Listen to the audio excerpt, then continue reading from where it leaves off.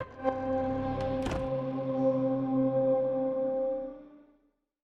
my name is Raoul Barbet. I'm the co-creative director of Life is Strange and also music supervisor. Hi, I'm Luc Bagadoust. I'm the producer of Life is Strange. So, you folks are here in San Francisco for GDC. I was curious, being from France and writing games about American kids growing up here, do your trips to San Francisco inform any of your design or narrative? Yeah, of course, it's every time we have the chance to go to United States and of course here in California, it brings a lot of ideas so we talk a lot to people. It's part of the design of the game to make a lot of research. So we have already done a lot of traveling with also the other co-director, Michel, to take some photos, do some interviews about people, about the different states of America we are going, the game will be, so where the game will take place. So yeah, we do a lot of research on internet, but the best way to have some new ideas or even create new characters, for example, is to meet people here. And you folks write teenagers so well. Is there personal experience that goes into your narrative, or how did you encapsulate what it feels like to be a teen? I think it's a mix of a lot of things. As a team, you've got a lot of, I would say, past history or experiences as teenagers, so we gather some of those experiences. I think when you are a teenager, it could be difficult for a lot of reasons.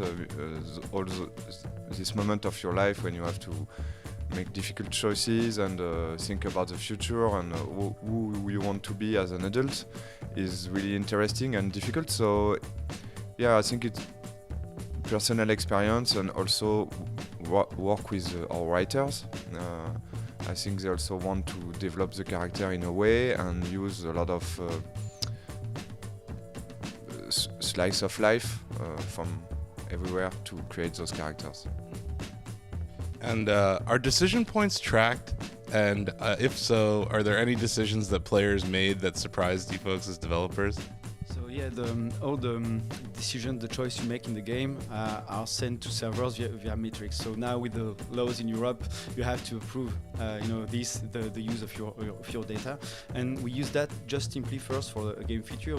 When you access at the end of an episode the statistics of what you did, what the whole world did, it's through this kind of metrics. So we can observe the results, and it won't change. It's not because everyone chooses something that the story will change, because the story is written before being the game, but it gives you an insight of what the people like, what they don't like, and the goal for us is to have balanced choices, so we can see if we did a good job on that. But yeah, there is some choices that are maybe not surprising us, but I would say the general feeling is that people try to be good in our games. So it's only 8%. Sorry.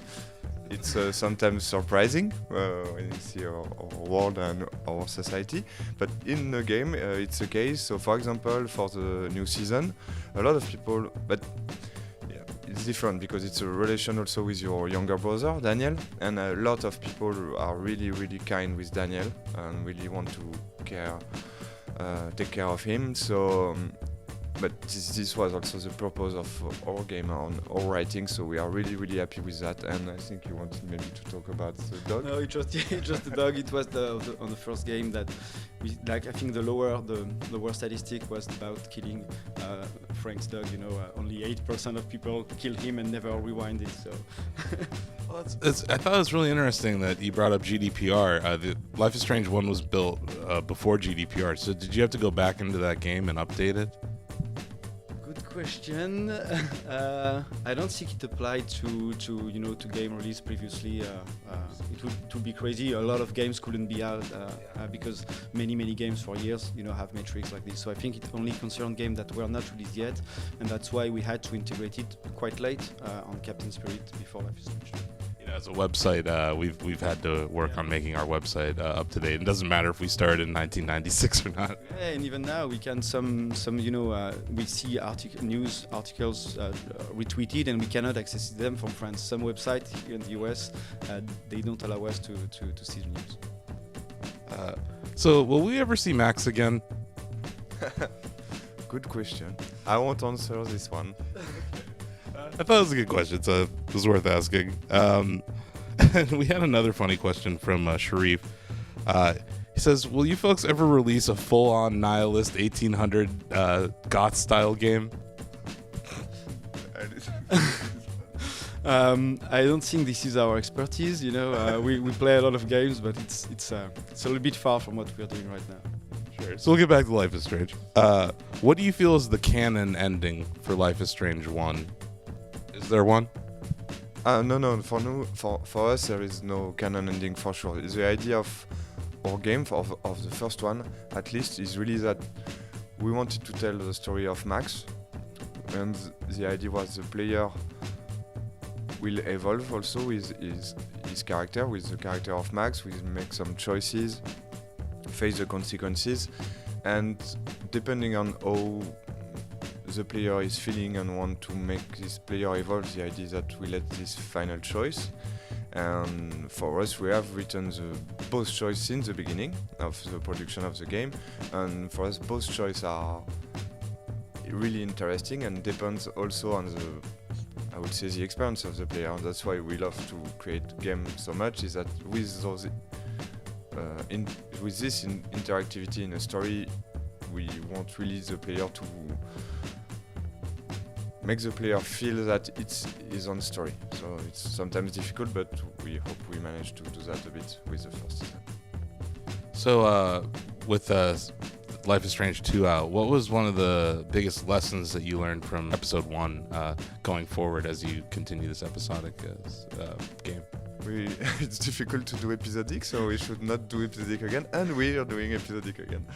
It's interesting you bring that up because I feel you folks have been able to succeed in episodic gaming where a lot of other developers fail. What do you think you folks are getting right? But I say it's difficult to do episodic, but I think it's difficult anyway to create any games, even non-episodic.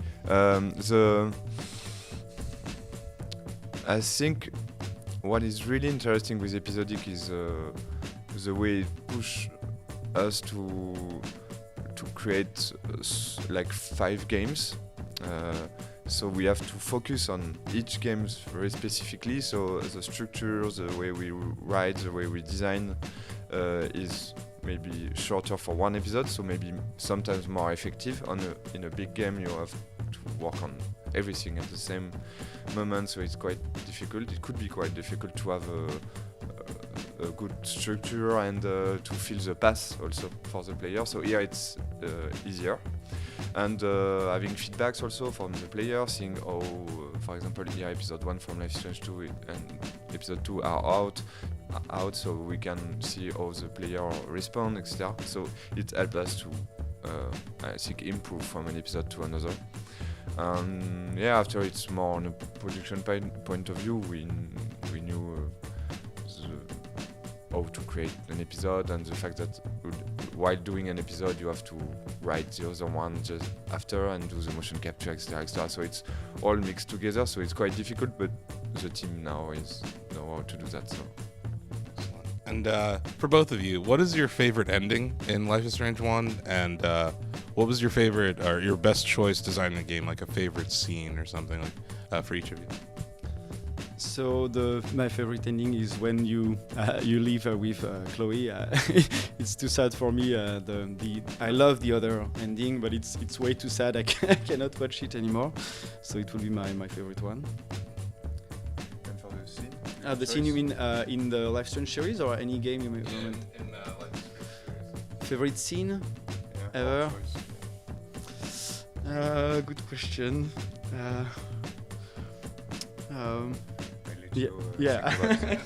For the ending, it's difficult because as a designer and director of the game, you're not playing really.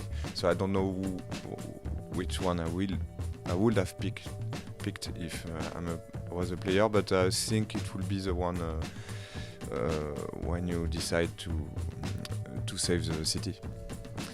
And so it's two choices, so it's perfect. And for the scene, I always talk about the episode 3 of the first Life is Strange and the ending when you come back in the frame, Luke, you're leaving. So one of the scenes I'd like to work on also and design etc. is the one in episode 3 when you go back in the past and you come back in an alternate reality. And the ending when you see Chloe, the really ending of episode 3, when she's in a wheelchair. But yeah, this episode 3, is, for me is quite good. I liked it, and the episode 3 of the new season also I love it, but you don't know yet what is inside. So I let you discover that. But I think the next episode of Life is Strange 2 I really love it. That sounds exciting. Yeah, and it's hard for me to pick the best moment in the first series. I loved a lot of scenes with Chloe and Max when Max tried to prove to Chloe how she has power, all these kind of things. I think it was very emotional for me. And then it seems like the Adventures of Captain Spirit was a way for you folks to kind of play with the game design of Life is Strange without going into episode 2. What did you learn in that project that you were able to bring to Life is Strange 2? Yeah, it's really interesting. I would say first thing, working with a child in motion capture for body and voice recording. I think it's really interesting and different to work with children. So I think it would be the first, and also write for a child character. It's quite different. You have to find the good wording. And on a design point of view, I would say how to be effective on a short game like this. It's 1 hour, so how you put the player into a new universe very quickly and explain the background, etc. So I think we learn a bit about that, and this quite open design, I would say. It's not open world, but you can do quests when you want, etc. So it's a bit different, so it was really interesting. And on a production point of view, it was the first game also we released on Unreal 4 with this Life is Strange team.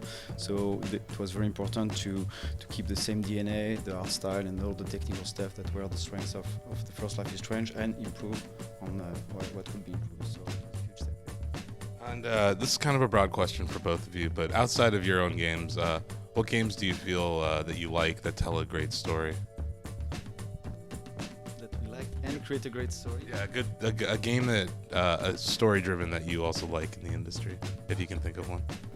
The last one for me, and it's really cool, is Edith Finch for sure. I think it's a masterpiece. Yeah, what Finch? Yeah, same for me. It was really good. Loved the Heavy Rain was a great game for me. Enjoyed also Telltale games as well. Yeah, a lot of. And of course the Naughty Dog games. Excellent. One last question. At GDC, Google announced this new Stadia streaming platform. Have you folks had a chance to look at what's going on there, and do you think that your style of game would work well on that platform? Yeah, I think we will. Square Enix and us are, of course, really interesting in this new way of playing, and I think everyone here is really curious about it, and yeah, we. Of course, Life is Strange could work on this kind of, but it's more Square Enix and Dontnod decision. But yeah, it's cool to see. Yeah.